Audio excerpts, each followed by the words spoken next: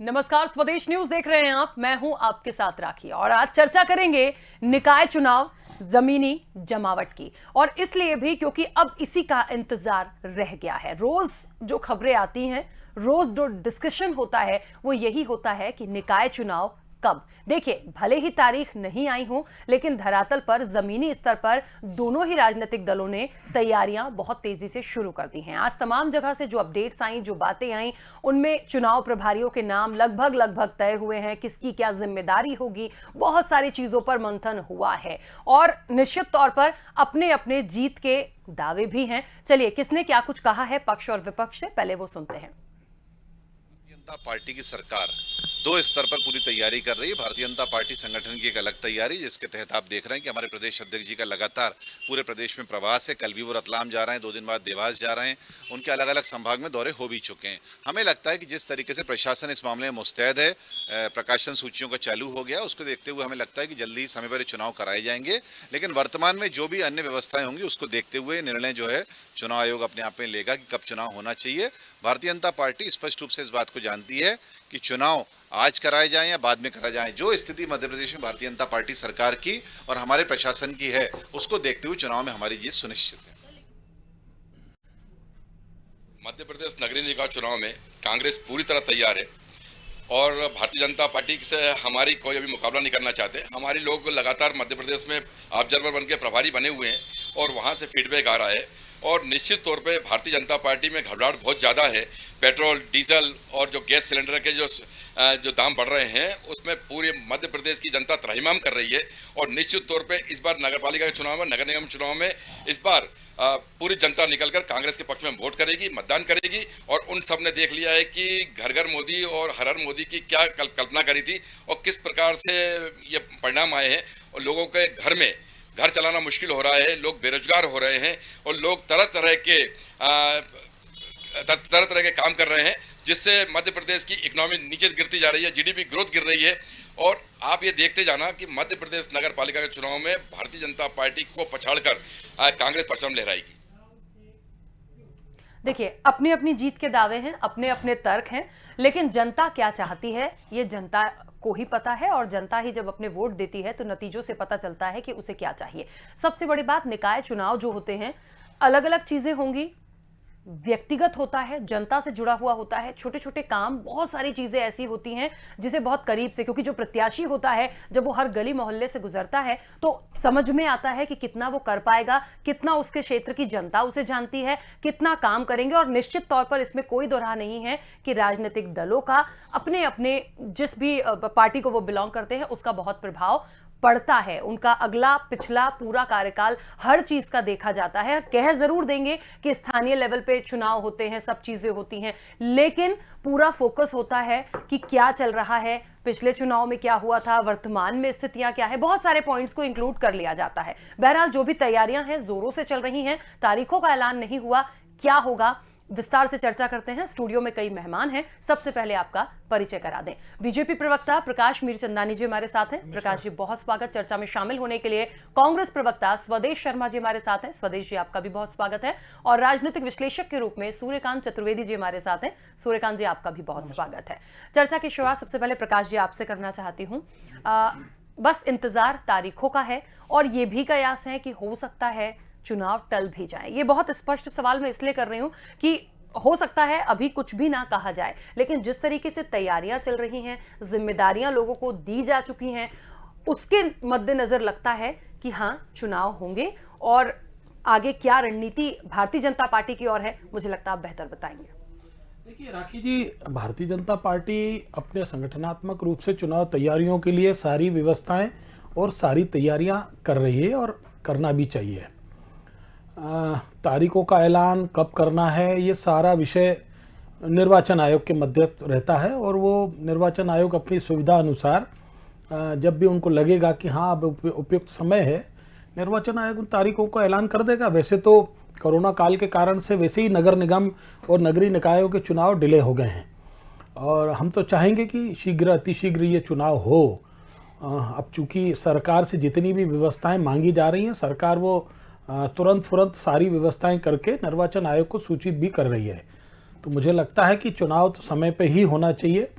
अब कोई समय काल परिस्थिति अगर ऐसी आ जाती है जिसमें लगता है निर्वाचन आयोग की जनता के हित में नहीं है, या इससे कोई संक्रमण बढ़ सकता है, या चुनाव को डिले कर सकते हैं, या व्यवस्थाओं की दृष्टि से और फेयर और निष्पक्ष चुनाव होना चाहिए, उस दृष्टिगत निर्वाचन आयोग को जो उपयुक्त लगेगा उस हिसाब से वो अपनी तैयारी देंगे। लेकिन जितना भी निर्वाचन आयोग ने व्यवस्था की दृष्टि से सरकार को जो निर्देशित किया था, वो सारी की सारी तैयारियां तो सरकार ने करके उन्हें दी हुई हैं।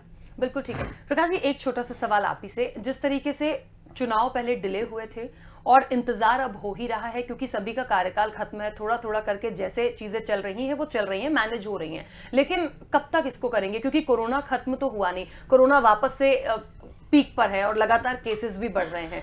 तो क्या माना जाए कि फिर से इसी को रखकर हम उस चीज को डिले और करें? क्या ये ठीक होगा? देखिए राखी जी, ये चूंकि नगरीय स्तर पे नगर सरकार का चुनाव होता है और उसके बूथ बहुत नगरों के अंदर तक भी बनाए जाते हैं, और मुझे लगता है कि अगर निर्वाचन आयोग को ये लगेगा कि अभी उपयुक्त समय है तो समय पे चुनाव होना चाहिए। वैसे ये चुनाव तो नवंबर 2020 में हो जाने चाहिए थे, लेकिन अब किसी कारण से, कोरोना के कारण से लगातार जो सरकार की तैयारियां, मतलब सरकार प्रथम दृष्टा कोरोना को कैसे कंट्रोल किया जाए उस दिशा में काम कर रही थी। सीमित संसाधन होते हैं सरकार के पास भी, उस दृष्टिगत फोकस ये था और जनता को किसी खतरे में नहीं डालना था, इसके कारण से निर्वाचन आयोग ने चुनाव टाले थे। लेकिन अब मुझे लगता है कि 28 उपचुनाव जिस तरीके से निर्वाचन आयोग ने विधानसभा के किए हैं, और एक ट्रायल समझ लीजिए कि कोरोना काल में भी एक ट्रायल निर्वाचन आयोग ने तो कर तो लिया है। अब उसके बाद क्या कमियां हैं या क्या कारण है, निर्वाचन आयोग के समक्ष ये सारी बातें हैं। वो भी एक विद्वान लोगों की संस्था है और मुझे लगता है कि जनहितैषी काम करने का उनको बहुत ज़्यादा अनुभव है, और मुझे लगता है कि जो जनता के हित में होगा निर्वाचन आयोग उस तरीके से स्टेप उठाकर और चुनाव की तारीख डिक्लेयर कर सकता है। चलिए स्वदेश जी, निकाय चुनाव को लेकर कांग्रेस की क्या तैयारी और इससे कितना सहमत हैं कि पिछली बार डिले हुए चुनाव कोरोना था और इतना तेजी से किसी को पता नहीं था कि इफेक्टिव होगा, लेकिन अभी भी कोरोना है, आंकड़े वैसे ही चल रहे हैं, रफ्तार वैसी ही दिख रही है। अब हमारे पास वैक्सीन भी है और दूसरे स्टेट को भी हम कंपेयर करके चलें तो देखिए वहां तो विधानसभा इलेक्शन होने हैं, तो रुक नहीं रहे हैं, आगे ही बढ़ रहे हैं पूरी सेफ्टी के साथ। तो क्या लगता है कि सिर्फ कोरोना को यदि हटा दें तो इलेक्शन जरूरी है और होना चाहिए समय पे? देखिए चुनाव आ गए थे, सही सच कहा है हमारे भारतीय जनता पार्टी के प्रवक्ता महोदय ने कि नवंबर में 2020 में चुनाव हो जाने चाहिए थे, लेकिन कोरोना की वजह से टल गए। और तैयारी की बात कही जाए तो वार्ड से लेके ऊपर तक हमारी जो पर्यवेक्षक हैं, हमारे प्रभारी हैं, हमारे समन्वयक हैं और हमारे चयन समितियां हैं, बिल्कुल निचले स्तर तक नगर पंचायत, नगर पालिका, नगर निगम हो चुकी हैं पूरी तैयार, और वो सब अपना अपना दौरा भी कर चुके हैं और नाम भी प्रस्तावित हो चुके हैं। सब तरह का कार्यक्रम चल रहा है। हमारे माननीय मुख्यमंत्री, पूर्व मुख्यमंत्री कमलनाथ जी हर संभाग में संभागीय स्तर का जो कार्यकर्ता सम्मेलन बुला के सारे संभाग के लोगों को उनमें ऊर्जा भरने का काम कर चुके हैं। बावजूद इसके मुझे जरूर संशय इस बात का है कि जैसे इस समय महंगाई चरम पर है, हम देख रहे हैं कि तकरीबन 1 दिसंबर से लेके 1 मार्च तक तकरीबन 200 रुपये डीजल उस पर बढ़े हैं, गैस पे, घरेलू गैस पर। तो इससे त्राहिमाम मची हुई है, लोग परेशानी के दौर से गुजर रहे हैं। डीजल हमारा 90 हो गया है, पेट्रोल 100 का हम डलवा रहे हैं। ऐसी दशा में अभी पंजाब में नगरीय निकाय के चुनाव हुए तो उसमें भारतीय जनता पार्टी का सुपड़ा साफ हो गया है। इस बात से इंटेलिजेंस की रिपोर्ट भी ये कहती है कि ये सरकार जैसे नवंबर में टाले थे चुनाव, ये चुनाव फेस करने की स्थिति में भारतीय जनता पार्टी नहीं है और ये फिर भी टलने की संभावना है। कोरोना का रोना रो करके ये इसको टाल सकते हैं, लेकिन कांग्रेस की पूरी तैयारी जबरदस्त है और मुस्तैदी से मैदान में खड़ी है। और आज सवाल इस बात का, अगर ये कहें कि हमने बहुत अच्छा परफॉर्मेंस दिखाया है, तो जहां इंदौर हमारा प्रदेश में नंबर 1 है, तो दमोह की हालत क्या है किसी से छुपी नहीं है। 35% सीवेज तो आज मध्य प्रदेश में नगरीय निकाय जो क्षेत्र है उनमें सीवेज का काम ही नहीं हुआ है, अभी तक सीवेज से जुड़े नहीं है। तो ऐसी स्थिति में क्या मूल लेकर के, क्या मुद्दे लेकर के ये भारतीय जनता पार्टी चुनाव मैदान में जाएगी, मेरी समझ से तो परे। ये निश्चित रूप से कोई ना कोई बहाना बना के चुनाव को आगे बढ़ाने की कोशिश करेंगे। ठीक है, सूर्यकांत जी क्या लगता है आपको कि वाकई में कोरोना की वजह से या फिर इस वक्त महंगाई और दूसरे जगह के जो नतीजे देखे हैं उसके बाद वाकई में ये चुनाव टलेंगे, या फिर देखिए निश्चित तौर पर जब तक तारीखों का ऐलान नहीं है, जिसका जो काम है वो करेगा, निर्वाचन आयोग को सब चीजें तय करनी है, लेकिन एक प्रोसेस होती दिखती है, समझ में आता है कि कितनी जल्दी इंप्लीमेंट हो जाएगा। आपके नजरिए से क्या है, टलेंगे या हो सकते हैं, या कोई और वजह?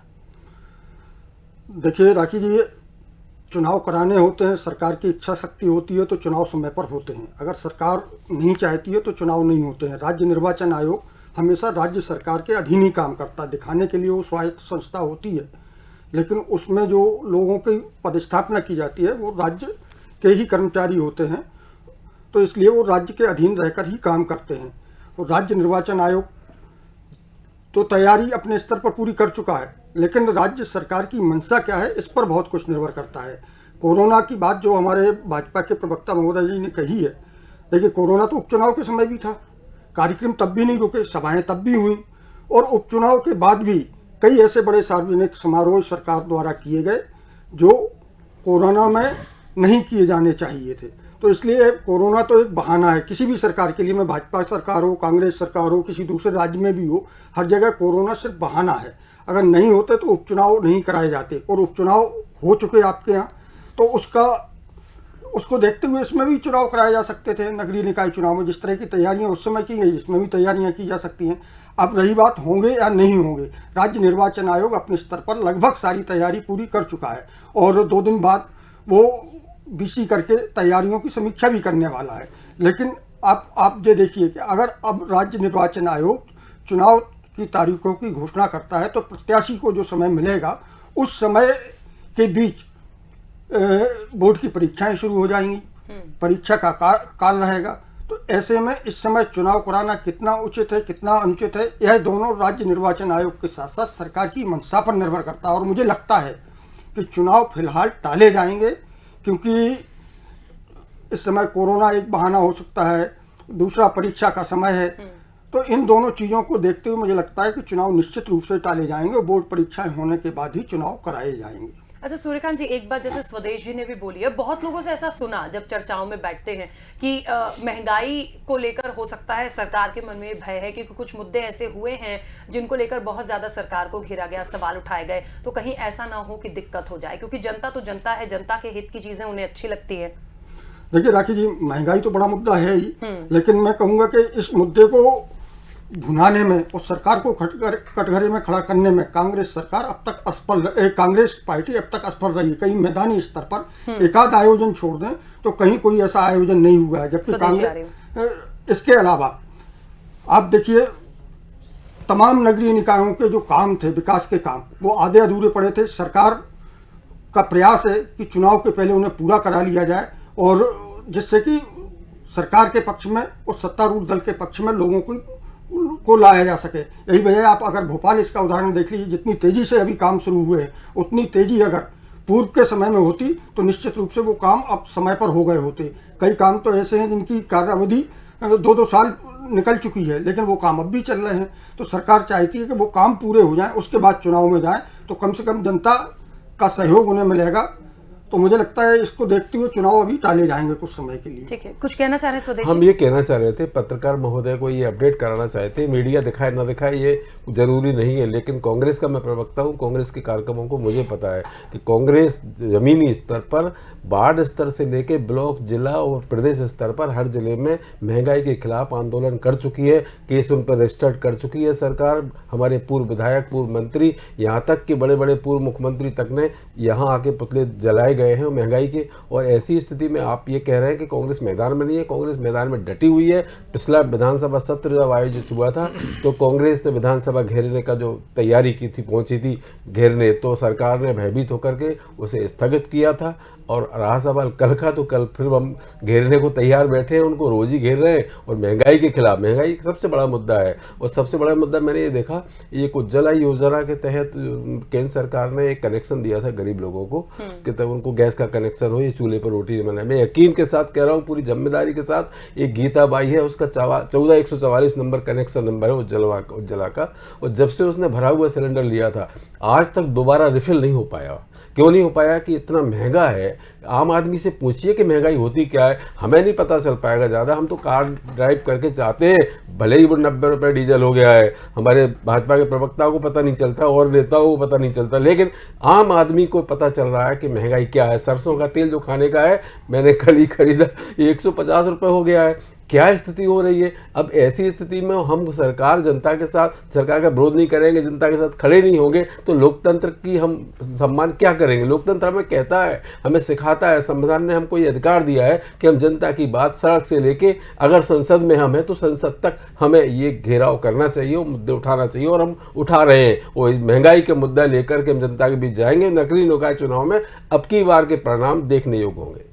चलिए प्रकाश जी, मुद्दों की यदि बात कर लें, स्थानीय मुद्दों को देखें, और हमेशा कहते हैं ना इंदौर नंबर 1 होता है, भोपाल की इस बार क्या स्थिति हो सकती है, और ऐसे कौन से मुख्य मुद्दे होंगे जिसे भारतीय जनता पार्टी फोकस करके आएगी। देखिए 16 नगर निगम में कब्जा तो है ही, लेकिन दोबारा से आना, बहुत सारी चीजों को फेस करना होता है। मुद्दे तो जनता के सामने जब जाते हैं बहुत सारी बातें होती हैं, क्या तैयारी उन मुद्दों को लेकर है?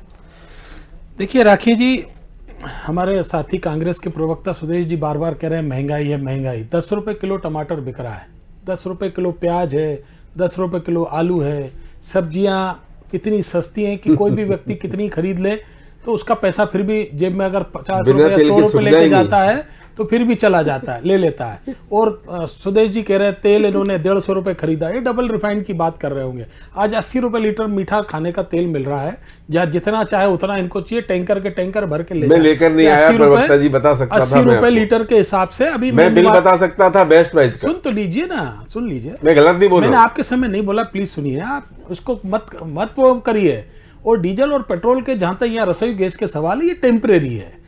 ये तो आज ही देखिएगा, अखबारों में पढ़िए कि $4 पर बैरल जो है क्रूड ऑयल का सस्ता हो गया है। और अगर उसके बाद अगर ये कम होने लगेगा तो आप किस बात का रोना रोएंगे? और कोरोना का हमने नहीं कहा, हमने नहीं कहा है, सुन लीजिए ना प्लीज, प्लीज सुनिए तो सही। हमने नहीं कहा है कि कोरोना, और सरकार थोड़ी कोई चुनाव कराती है। हमारे साथी प्रवक्ता साथी, ये अपना पत्रकार महोदय भी कह रहे थे कि सरकार चाहेगी, सरकार की मन की इच्छा है, भले अधीन काम करते हैं। ये किस टाइप की बातें कर रहे हैं आप लोग? स्वतंत्र संस्था है, संवैधानिक रूप से हर व्यक्ति अपना अपना काम करता है, और एक निर्वाचन आयोग स्वतंत्र संस्था है, कोई किसी के अधीन काम नहीं करता है। वहां पर भले कर्मचारी यहां से वहां जाते हों, उनका ट्रांसफर तक है, लेकिन वो अपनी स्वायत्तता के आधार पर, अपनी स्वतंत्रता के आधार पर निष्पक्ष चुनाव कराते हैं। और उसी का परिणाम है कि कभी कांग्रेस की भी सरकारें बनती, कभी भाजपा की भी बनती हैं, और अन्य नहीं तो इस तरीके से अगर होती तो कभी जीवन में कांग्रेस पार्टी आ ही नहीं सकती थी, या हम लोग कभी सत्ता में आ ही नहीं सकते थे। अगर निर्वाचन आयोग निष्पक्ष नहीं होता, या चुनाव फेयर और फ्री नहीं हो सकते थे, तो हम लोग कहां से आते? 70 साल तक तो कांग्रेस ने शासन किया। और हमारी जीत और हमारी हार का तो आपको परिदृश्य तब दिखेगा जब निर्वाचन आयोग चुनाव करा लेगा, उसके बाद रिजल्ट आ जाएगा और हम वापस सत्ता में आएंगे, तब कांग्रेस ईवीएम का रोना रोएगी, जैसे अभी दिग्विजय सिंह जी ने पहले ही रोना शुरू कर दिया था। तो ये सारी बातें करना सब बेईमानी है। आपको या हमको, किसी भी व्यक्ति को वहां पर जनता के बीच में काम करना पड़ेगा, तभी वो निर्वाचित होकर जीत कर आता है, और तब उसको सत्ता का ये साधन मिलता है और वो व्यक्ति काम करने लगता है। ये केवल आरोप प्रत्यारोप करने की दृष्टि से ये नहीं बोलना चाहिए। दूसरा कि हमने लगातार काम किया। आज मेट्रो देखिए कितनी स्पीड में काम चल रहा है, स्मार्ट सिटी के कितने तेजी से काम चल रहे हैं। और सुदेश जी अभी सीवरेज की बात कर रहे, जुड़ा ही नहीं। 70 साल से तो आपने नहीं जोड़ा था, 15 वर्ष से आपकी सरकार है प्रदेश में। हाँ, मैं बता रहा हूँ, आ रहा हूँ, मैं वहां भी आ रहा हूँ, 15 वर्ष में भी आ रहा हूँ। हमने लगातार हमने सड़कों का जाल ग्रामीण स्तर तक, पंचायत स्तर तक, मजरे और टोले तक जाके हमने सड़कें बनाई है, और खेतों तक। मुख्यमंत्री कृषि, मतलब आप समझ लीजिए, खेत सड़क योजना में भी सड़कें खेतों तक बना के दी हैं। और हर घर में नल जल पहुंचाने का काम किया, स्वच्छ पीने का पानी दिया, हर मोहल्ले में, हर घर में स्ट्रीट लाइट, हर गली में स्ट्रीट लाइट लगाने का काम किया। आज हमारे मध्य प्रदेश के 8 शहर, जो पूरे हिंदुस्तान के शहरों की श्रेणी में इंदौर सबसे नंबर 1 आता है, और पिछले 4 साल से आ रहा है, और भोपाल नंबर 2 पे आ रहा है। तो ये नगरीय निकाय, नगरीय सरकार का नतीजा है, जिसके, और हमारी 16 नगर निगम थी और नगर पालिकाएं थी, जिसके कारण से हम लोग लगातार स्वच्छता की, और स्वच्छता अभियान माननीय प्रधानमंत्री नरेंद्र मोदी जी ने चालू किया। जिसकी परिणति है कि आज अब हर व्यक्ति को स्वच्छता के प्रति अपनी जागरूकता आई। और देखिए आप पूरा हिंदुस्तान लगभग स्वच्छ हो रहा है। घर घर से कचरा उठाने का प्रश्न, आप मुझे बताइए कांग्रेस ने कभी किया? कभी नहीं किया। कचरों के अंबार लगे रहते थे, ढेर लगे रहते थे, और घरों के आसपास कचरा घर बना दिए जाते थे। आज अभी मैंने 4-5 दिन पहले, राखी जी आपके मीडिया के माध्यम से मैंने देखा कि अब मध्य प्रदेश में किसी जगह भी, मतलब कहीं पे भी कचरा घर नाम की कोई चीज ही नहीं है, सब हटा दिए गए। अब चलित वाहनों के माध्यम से सब जगह से, ग्रामीण इलाकों हो, शहरी इलाके हो, नगरीय इलाके हो, सब जगह से कचरे को कलेक्ट करके चलत वाहन में बेचकर वो खंतियों में और दूर दूर तक जाके उसका रिसाइकलिंग करके उसका खाद बनाई जाती है। तो ये एक हमने काम करके दिखाया उसके कारण से। और हमें किस बात का डर है? हम क्यों चुनाव टालने की कोशिश करेंगे? हम तो चाहते तुरंत चुनाव हो जाए। आज सरकार अगर सारी तैयारियां कर करके निर्वाचन आयोग को सूचित कर रही है, उसके बाद निर्वाचन आयोग का काम है। मैंने अपना कोई ये कहीं नहीं बताया या कहीं नहीं बोला कि चुनाव टलना चाहिए या टाला जा सकता है। हम तो 24 घंटे 365 दिन चुनाव के लिए तैयार रहते हैं। कोरोना काल में 28 विधानसभाओं के उपचुनाव निर्वाचन आयोग ने करा, हमने उसमें भी अपना काम किया, और आज हम पूर्ण बहुमत के साथ सरकार में, राज्य सरकार में है, ये कह देना। और आज पश्चिम बंगाल में भी हम पूरी ताकत के साथ काम चुनाव में लगे हुए। तो हमें किस बात का डर है? ठीक, हम तो चाहते हैं लगातार समय पर चुनाव। हमने बार बार कहा समय पर चुनाव होना चाहिए, वो चुनाव हो। और निर्वाचन आयोग के ऊपर आक्षेप लगाना ये गलत बात है, और मैं इसको ठीक नहीं मानता। ठीक है, स्वदेश जी अपनी बात पूरी रखिएगा। देखिए, मेरी बात सिर्फ इतनी सी है, भारतीय जनता पार्टी के प्रवक्ता बहुत विद्वान प्रवक्ता है, बहुत पुराने प्रवक्ता है, वो मुझे ये पता है, बड़ा स्पष्ट बोलते हैं। तो मैं ये बता दूं, जब क्रूड ऑयल की कीमत $100 से 100 से $120 तक थी 2014 में, उस समय हमारे देश में आप पेट्रोल पंप वाले आपको ज्यादा पता होना चाहिए। 2014 के पहले 70 से आगे नहीं चला, लेकिन आज की स्थिति है क्रूड ऑयल लगातार घटता चला जा रहा है। $51 हो गया। तब आप डीजल पेट्रोल कम नहीं कर पा रहे। आप ये बताइए, हमारे देश में डीजल पेट्रोल बनने के बाद उसकी कीमत सिर्फ 30 रुपए होती है, 30 या 32 रुपए, 30 या 32 रुपए होती है। चलिए, मुझे लगता है एक एक करके बोलेंगे तो अच्छा होगा। वैसे भी देखिए, महंगाई मुद्दा नहीं है, महंगाई मुद्दा नहीं है। निकाय चुनाव से हम जोड़ रहे हैं, उस पर बहुत ज्यादा फोकस ना करें प्लीज। निकाय चुनाव से राखी जी भयभीत होना इनका इसलिए लाजमी है कि इनको पता है कि लोगों के घरों में चूल्हे नहीं जल पा रहे हैं, और महंगाई बढ़ने का कारण सबसे बड़ा डीजल, पेट्रोल, गैस। फिर वही बात, इसी से ट्रांसपोर्टेशन महंगा है, किराया महंगा है। ये तो अभी किसी दिन भी अरे सबसे ज्यादा डीजल का उपयोग किसान करता है, अन्नदाता। आपको पता है, देश और प्रदेश 75% आबादी कृषि पर आधारित है, और किसान डीजल पेट्रोल का अब सबसे बड़ी बात ये है, चलिए स्वदेश जी, प्रकाश जी प्लीज चुप हो जाइए। स्वदेश जी, प्रकाश जी प्लीज चुप हो जाइए। देखिए प्रकाश जी ने हाँ रखिए अपना सवाल। पुरानी सरकार और 15 महीने की नई सरकार की नगरीय निकायों को लेकर कोई उपलब्धि रही क्या? ठीक, एक भी हो तो बता दीजिए आप। चलिए अच्छा, किस मुंह से आप? हमने किसानों के कर्ज माफी किए 15 वर्ष में, 15 महीने में। हमने आपके 15 वर्ष के प्रशासन में 15,126 किसानों ने आत्महत्या की थी। हमने उसको देखा था। हमने यूपीए की सरकार में 72,000 करोड़ का कर्जा माफ किया, क्योंकि हमको पता है हरित क्रांति हमला है, श्वेत क्रांति हमला है। अरे देखिए प्रश्न तो पूरा होने दीजिए, प्रश्न पूरा होने दीजिए। विषयों पे अलग से बैठा जा सकता है। प्रकाश जी प्लीज चुप हो जाइए, गलत बात है, ऐसे बात नहीं होती। कर्ज माफी नहीं आप दोनों वरिष्ठ हैं, कैसी बात कर रहे हैं? विधानसभा में स्वीकार किया है कि 27 लाख किसानों के कर्ज माफ हुए हैं। कमाल कर रहे, कर्ज माफी। चलिए हो गया, मैं अपना अगला प्रश्न ले लूं। मैं कह रहा हूँ फिर क्यों निकाय चुनाव पे अगला प्रश्न हो जाए प्लीज। आप कर दीजिए ना, अगर किसानों के बात ये आपकी घोषणा थी, हमारी नहीं थी। हम तो आत्मनिर्भर बनाने के लिए किसानों को। प्रकाश जी, आप दोनों वरिष्ठ कैसी बात कर रहे हैं? ऐसी चर्चा होती है क्या? प्लीज चुप हो जाइए, प्लीज चुप हो जाइए। बहुत गलत बात है, बहुत गलत बात है। 2014 में कहा था स्वामीनाथन, ऐसे करने से कुछ नहीं होगा। हम कृषि को लाभ का धंधा बनाएंगे। झूठ बोल रहे हैं आप। स्वदेश जी, प्रकाश जी प्लीज चुप हो जाइए। झूठ बोल रहे हैं। देखिए ऐसी समय निकल जाएगा, पॉइंट पर बात नहीं हो पाएगी, पॉइंट पर बात नहीं हो पाएगी प्लीज। नहीं, गलत बात सच बोल दिया, गलत बात मत करिए। चलिए प्रकाश जी आप भी चुप हो जाइए प्लीज। कह रहे हैं कि निर्वाचन आयोग हमारा दिन काम करता है। चलिए कैसे कोई मानेगा? कोई भी पढ़ा लिखा व्यक्ति कैसे मानेगा? देखिए सबकी अपनी अपनी राय है। हैं आप कठपुतली बन के काम कर रहे हैं। पत्रकार पर क्यों जा रहे हैं? मुद्दों पर बात करिए, नगरीय निकाय चुनाव पर बात करनी है। स्वदेश जी, अरे इतना तो मैं सवाल ही नहीं ले रही, ठीक है, चलिए, मुझे लगता है मैं सवाल ही ना, गलत आरोप लगाकर अपनी बात को आगे मत रखिए। ऐसा मुझे पता होता कि मैं पहले ऐसे बोलूं सवाल नहीं लेना है तो शायद चुप हो जाते, प्लीज, क्योंकि समय की भी सीमा है। बहुत छोटा सा सवाल, देखिए प्रकाश जी ने बहुत सारी बातें बोली हैं, मेट्रो प्रोजेक्ट की बात हो, स्मार्ट सिटी की बात हो, स्वच्छता की बात हो, और वाहन चलने लगे, कचरा घर नहीं है, बहुत सारे ऐसे मुद्दे हैं जो नगरीय निकाय चुनाव के अंतर्गत आएंगे। स्वदेश जी, कांग्रेस की क्या रणनीति है? कौन से ऐसे मुख्य मुद्दे होंगे जो स्थानीय नगर निगम चुनाव को लेकर कांग्रेस मैदान में उतरेगी? देखिए, मध्य प्रदेश में अगर इंदौर 1 नंबर पर है तो देश भर में दमोह सबसे पिछड़ा हुआ नगर निगम है। हमें पता है कि हम कहाँ कहाँ इन्होंने काम नहीं किए। हमारे जो प्रत्याशी होंगे वो वार्ड में घर घर जाकर के जो वादे करेंगे, जो वचन देंगे, जैसे हमने कांग्रेस की सरकार बनी थी 2018 में, माननीय कमलनाथ जी ने वचन पत्र जो जारी किया था, उस वचन पत्र को 50% 15 महीने में पूरा कर दिया था। हमारा हर कार्यकर्ता घर घर जाकर के उनकी समस्याओं को सुनेगा। और ये महंगाई तो विशेष मुद्दा है, क्योंकि महंगाई इतना बड़ा मुद्दा है। और जो सफाई की बात करते हैं आप, कॉलोनियों में घर घर जाके देखो आप, 35% तो मध्य प्रदेश में सीवेज से जुड़े हुए नगर निगम तो है, नगर पालिकाएं, नगर परिषद नहीं है। हमें उनसे जोड़ना है, हमें कॉलोनियों में सफाई रखना है, हमें फर्शी नालियां बनाना है, पानी का निकास बनाना है, हमें स्वच्छ जल देना है उन्हें। तो कुल मिलाकर के मुद्दे तो इतने हैं कि हर मुद्दे से भारतीय जनता पार्टी घबरा रही है, और घबराहट की वजह से ही ये जो नवंबर दिसंबर में चुनाव होना चाहिए था अभी तक टल रहा है। और निश्चित रूप से मान लीजिए, मैं तो ये मान रहा हूं, मुझे अंदेशा है कि चुनाव 2021 में शायद ही ये लोग करा पाए।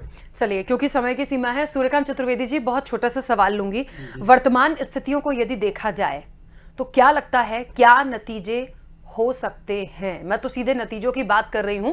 देखिए, वो जनता के ऊपर है, लेकिन फिर भी स्थिति किसके पक्ष में जाती दिख रही है? वर्तमान स्थितियों में सब चीजें आ रही हैं, चाहे स्वच्छता हो, चाहे प्रोजेक्ट्स पर काम हो, चाहे स्मार्ट सिटी की बात हो, कि महंगाई को भी ले लीजिए, बहुत सारी चीजें हैं। प्रत्याशी भी बहुत मैटर करता है, देखिए, निकाय के चुनाव में। और दूसरा, वचन पत्र की बात जो इस चर्चा से निकली, दोनों ही पार्टियों के जो भी घोषणा पत्र, वचन पत्र आए या आगे भी आएंगे, क्या वो पूरे हो जाते हैं? आप कितना समर्थन करते हैं इस चीज का? देखिए, चुनाव परिणाम स्थानीय स्तर पर होते हैं और इसमें प्रत्याशी कौन है उस पर बहुत अधिक निर्भर करता है।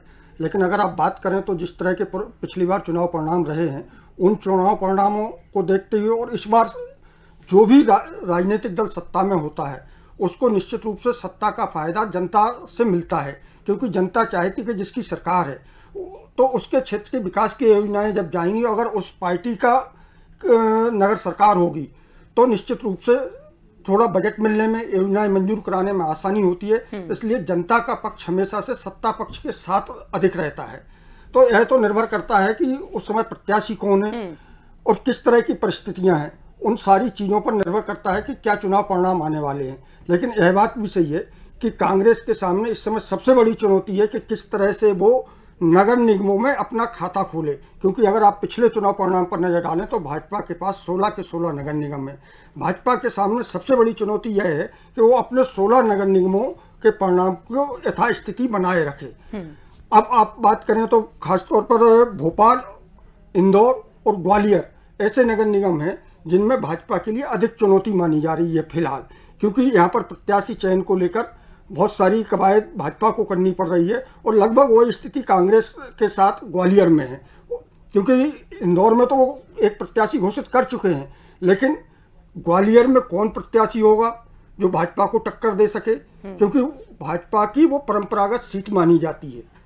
अब श्रीमंत के कांग्रेस से जाने के बाद, भाजपा में शामिल होने के बाद, मुझे नहीं लगता कि कांग्रेस के पास वहाँ भी कोई इतना कद्दावर या इतना चुनौती देने वाला कोई प्रत्याशी होगा। खैर वो कांग्रेस के प्रवक्ता बता सकेंगे, लेकिन ग्वालियर में तो सबसे बड़ी चुनौती कांग्रेस के सामने प्रत्याशी चयन की निश्चित रूप से है। बिल्कुल ठीक है, चलिए, और देखिए, क्योंकि समय की सीमा है, बहुत जल्दी से अपनी बात को यहाँ खत्म करूंगी।